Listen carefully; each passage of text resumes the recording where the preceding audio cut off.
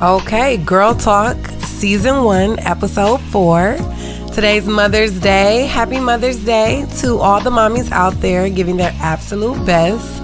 Children are blessings, so it says a lot about the women who raised them. Notice I said raise them and not have them because it absolutely takes a village.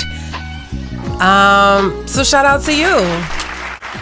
So I just did a pop-up shop. Shout out to Miraculous Beauty Boutique. She did a Mother's Day sipping shop, and I was there selling my alkaline waters and my elderberry shots. Health is wealth, so I was giving a very luxurious experience. I was also able to speak. She asked me to be one of the speakers, and I was able to talk about Girl Talk. And shout out to Megan for knowing exactly when it's time to go. It's hilarious. How she is just like the GOAT at that. Like, she knows when it's time to pack it up, and it was perfect timing because it was such a busy day, and she got us all on board and got us out of there right in the right amount of time. And I just think her and my mom being there was just super special. Actually, the Women Loving on Women initiative was birthed. That is basically what my mom, when she heard me speak about Girl Talk, I was like super nervous, talking all over myself, horrible grammar, but through it all, like, she really heard me, and that's what she described it as. Girl Talk was Women Loving on Women initiative, and I was like, that's exactly what I was trying to say. Like, why I didn't just say that, I don't know, but shout out to my mom for basically putting my words into words. It was my first pop-up. It was my first speaking event.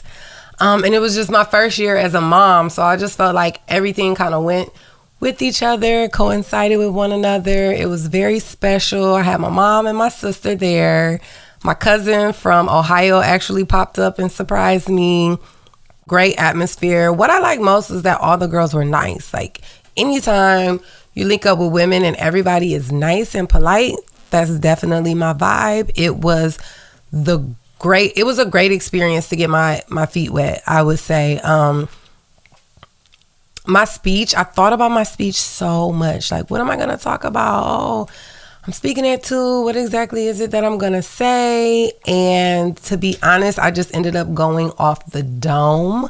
But basically, my main points that I want to share with you guys and that I shared at the event was...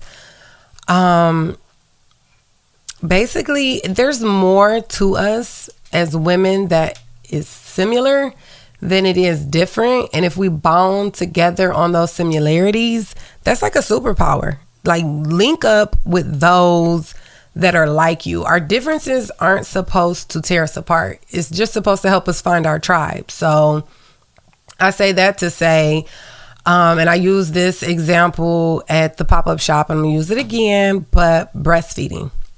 For example, if you pump and I nurse, that's a difference, right? We should come together on the fact that we're both breastfeeding, but our differences mean I'm going to go more so towards a tribe that is nursing because I need their nursing advice. I need their love. You're going to go more towards a tribe that is about pumping because you need their advice. You need their love. You need their tips. You need their tricks. But regardless of any of that, bonding together, it just makes us super powerful.